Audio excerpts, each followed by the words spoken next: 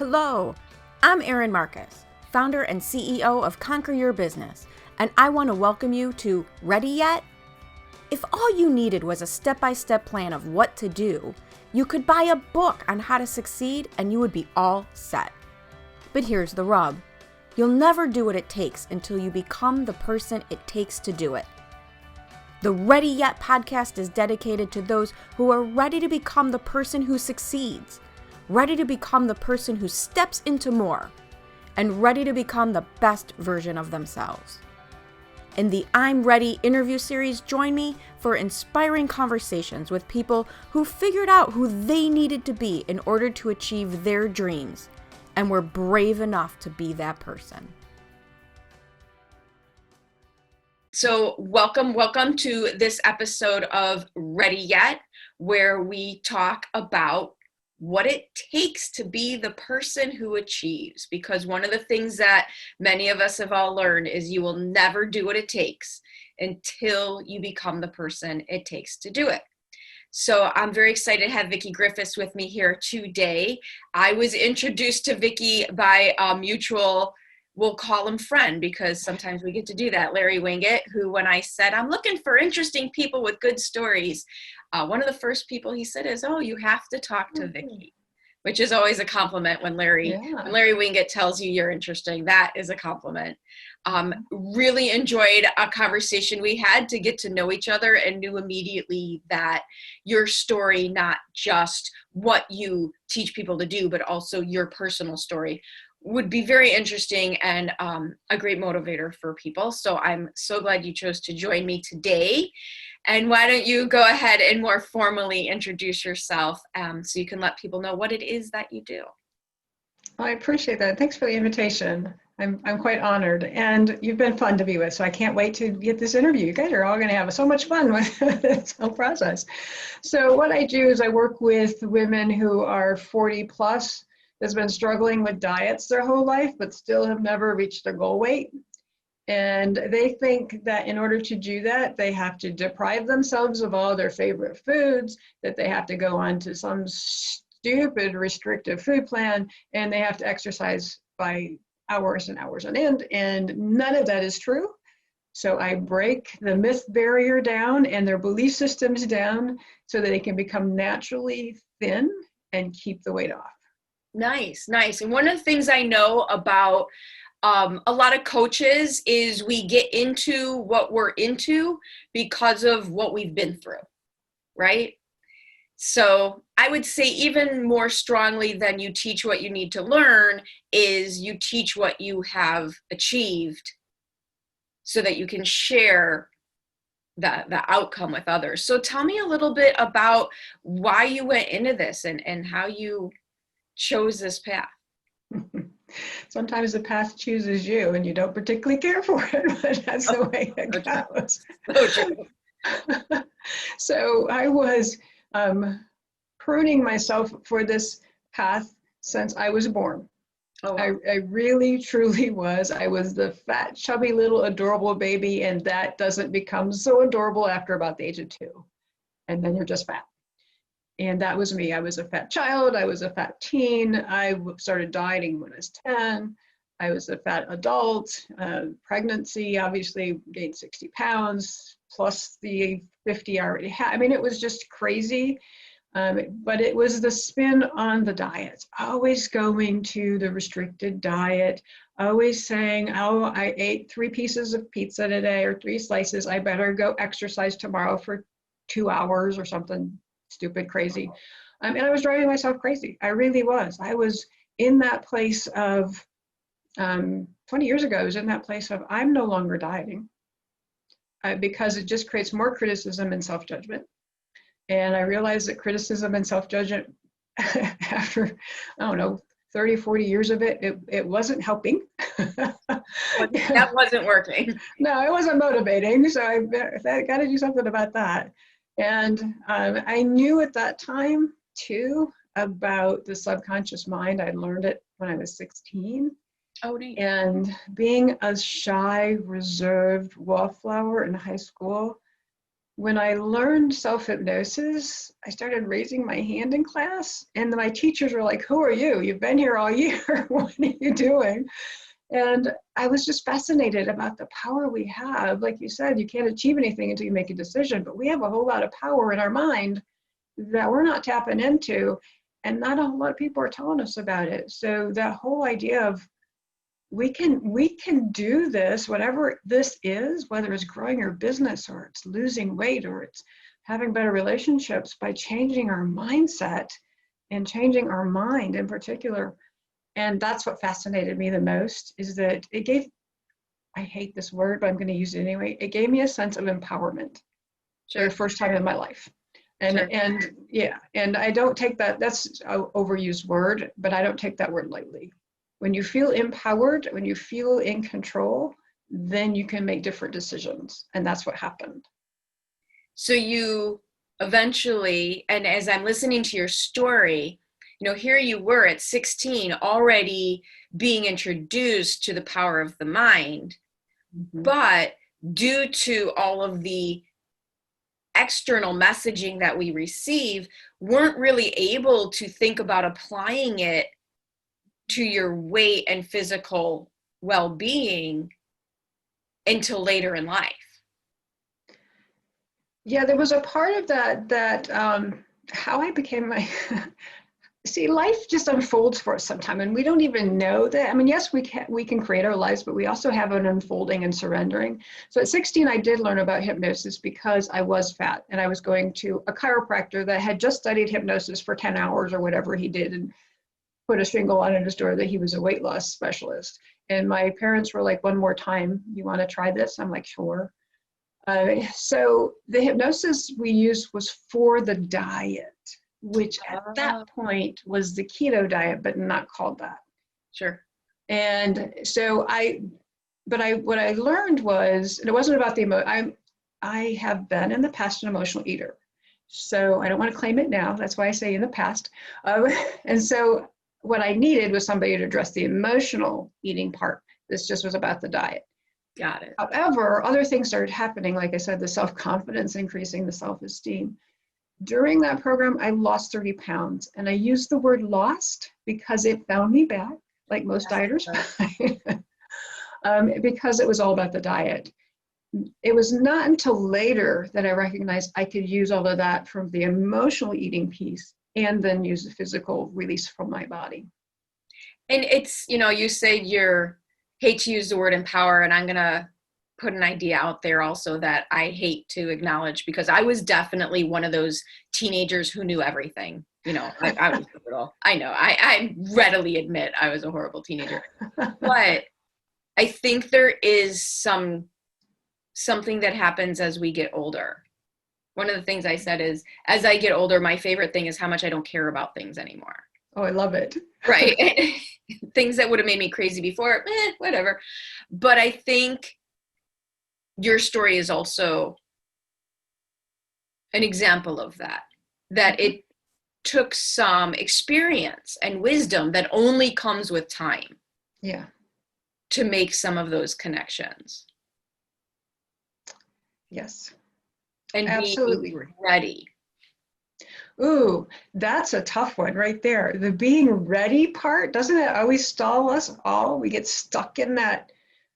And sometimes it comes out as a conscious, I'm not ready. And a lot of times, though, it's self-sabotage. So we keep procrastinating, or I can't do that, or I'll do that tomorrow.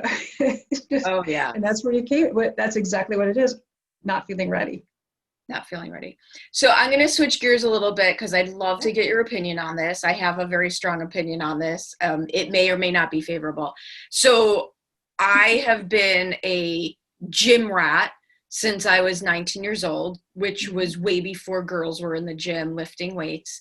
But it was something my dad was into, so it was something I was into. I've never smoked, though I can't tell you why. I mean, I grew up in the city in the 80s, so I don't know why I didn't smoke, but I consider that lucky now. I was definitely into a healthy lifestyle. Mm-hmm. And while I 100% absolutely agree with fat shaming is wrong. Body shaming is wrong. It's a horrible problem we have in our country. It's one of the few versions of discrimination that seems to just be allowed without stopping. But at the same time, I do also know from my personal experience of when I've been a little heavier, and I've never been way over, but I got a little heavier. I'm not healthy when I'm heavier. So how do you balance, because I love the piece of your story that talks about being in control of your mind and the self-esteem. How do you balance, it's okay to be who I am, whatever that is, and what the truth is about optimizing health? Well, I know some very technical terms, obese people who can outdance me and can, lift weights. And I do know some people who are obese that have an amazing self-esteem. So if you're in that place, and if you are healthy and your doctor's saying you're good, then you're good to go. And if there's no self-bashing about being fat, yes, which is pretty rare. It's brutal. It's pretty rare because, like you said, the fat shaming and the judgment. When I am 10 pounds, now I'm only 5 feet tall, so 10 pounds is a full clothing size. But when I am 10 pounds overweight, I'm horrible to myself. Horrible to myself. I can't even wrap my head around what people go through battling larger challenges than that. Well, and the thing is too, is that there's nothing, how do I put this? There's nothing wrong with feeling badly about your 10 pounds. And I find that to be true too. So thinner women who are up 5 pounds are will not go get help because it's only 5 pounds or it's only 10 pounds. But if the self-bashing and the body shame is there, then it's something that can be supported by getting help from someone else and not be ashamed that you're asking for help for that. And so that I have clients that really come to me because they want to let go of 5 pounds. And I realize that it's still, for most people, it's still an emotional, anytime you overeat, it's emotional. Sure. In my opinion. Okay. I agree. So it doesn't matter if you're overeating in a healthy meal. It doesn't matter if you had 10 grapes and, whatever you consider healthy, it is an emotional response to something.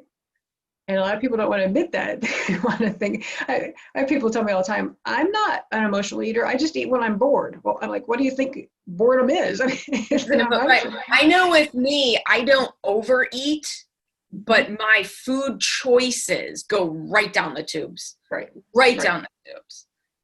And it's almost I've got a new book out that it's about being right. And it's almost like when we get to those 5 or 10 extra pounds or 100 extra pounds, we need to keep proving the belief system right about being fat or whatever that is. It's usually unknown to us.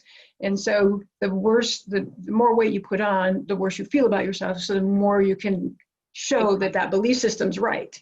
And so that's what I find too, is that we are always trying to say or condition ourselves about belief systems that aren't working for us.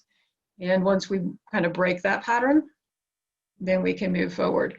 And it doesn't matter if it's 5 pounds or it's 100 pounds. So with your belief systems, because I imagine getting to where you are now, one of the biggest obstacles that you had to, the obvious quote unquote obstacle was losing the weight and keeping it off. But tell me more about who you had to be to get where you are. This theme we're doing of what was that obstacle of who did you have to be to finally get to where you've achieved? Well, for some crazy reason, even as a fat teenager, I kept seeing myself in a corporate suit with a briefcase speaking to people.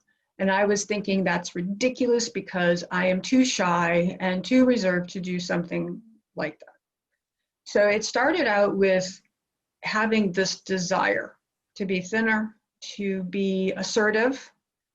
And when, in my opinion, when you have a desire of some kind, which in Greek terms is from God, so from the Father, so you have the desire to change, that's the first step.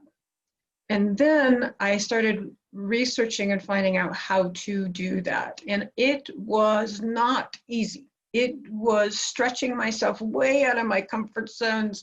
It was finding people that intimidated me, that helped me to move forward and push me.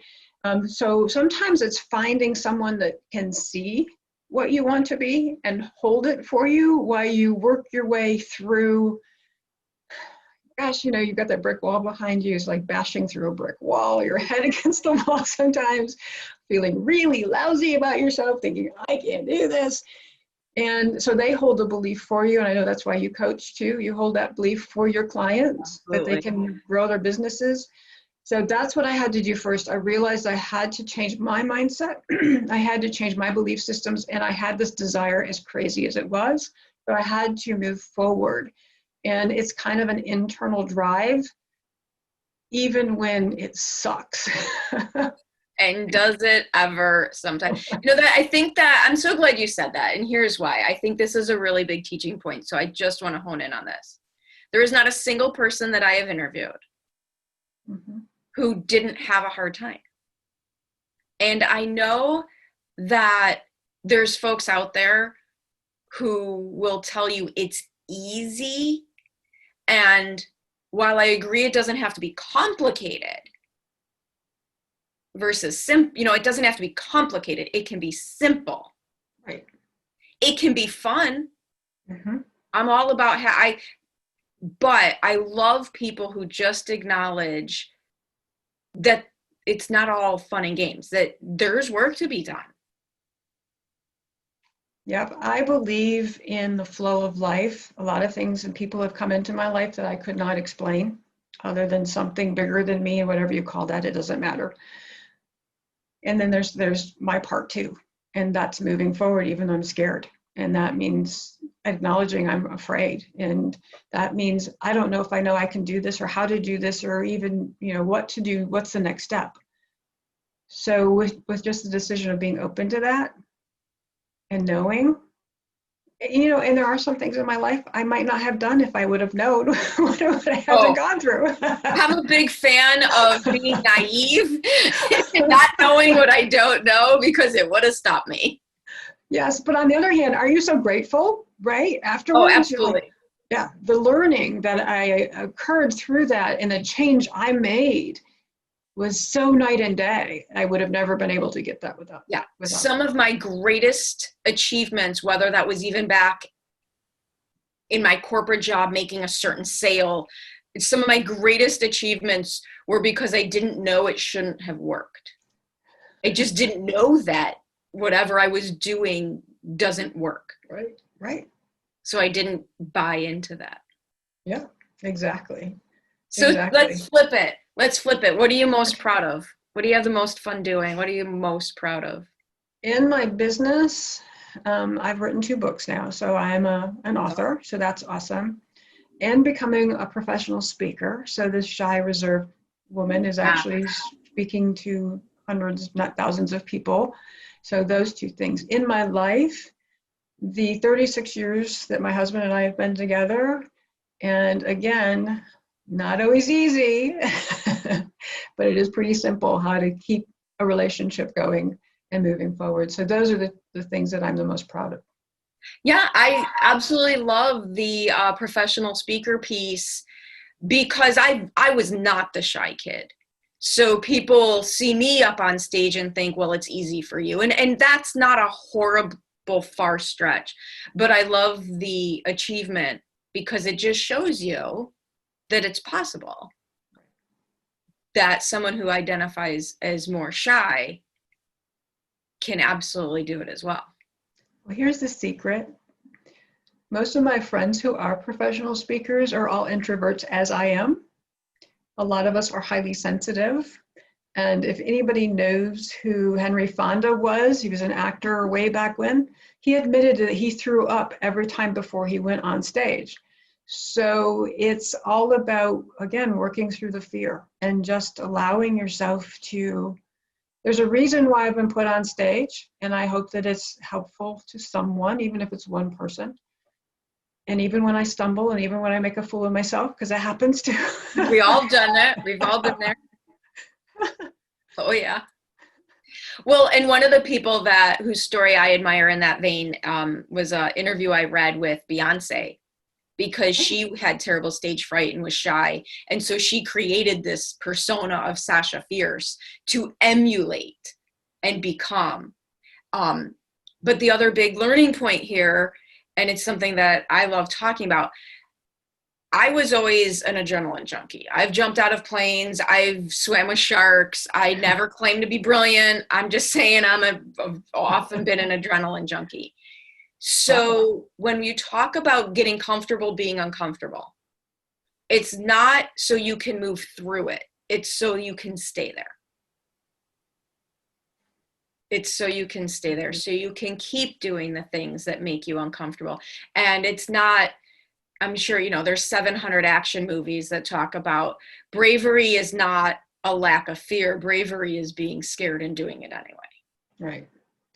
Absolutely. And that, I think, is probably what I took to heart a long time ago, somewhere in teenage years, that it's okay to be afraid. That doesn't mean you need to stop.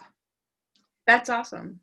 That's awesome. Honestly, I can't even imagine a better place to stop. It's okay to be scared, right? It's absolutely okay to be scared, and you just have to figure out how to take the steps anyway. Exactly. Awesome. Awesome. Well, this has been fantastic. I will absolutely make sure in the show notes and that people have all of the links in order to get in touch with you. But if you want to do a better job than I will of describing exactly what you can do for people and how they can get a hold of you, please take a minute or so and do that for us. Would be fantastic. Well, how you can get a hold of me is, one, if you suffer with cravings, a lot of my clients will tell me that cravings kill their diet.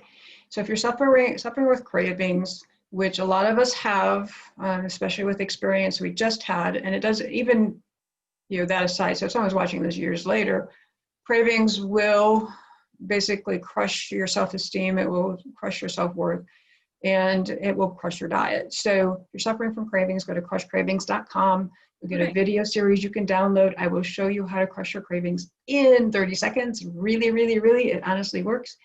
And other ways to get through my email. So Vickie Griffith at break-through.org. Nice. I love it. Crushcravings.com. I have to check that out. Yeah, thanks. Awesome. Thank you so, so much. Thank you for the invitation. I've had fun. I hope everyone else watching this does too. Thank you so much for joining me on the Ready Yet podcast. I get so motivated by the amazing accomplishments of the remarkable people I meet, and I'm excited to be able to share some of their stories with you. You can find more episodes of Ready Yet at your favorite source for podcasts or at conqueryourbusiness.com.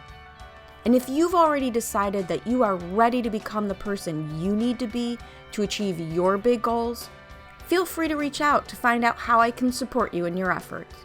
Or check out the Work with Erin page on the Conquer Your Business website. I also invite you to share this podcast with anyone you know who loves to learn and be inspired. And if you're so inclined, I'd be absolutely grateful for any reviews you'd like to share as well. Thanks again for joining me. This has been Erin Marcus, hopefully inspiring and helping you to go conquer your big dreams.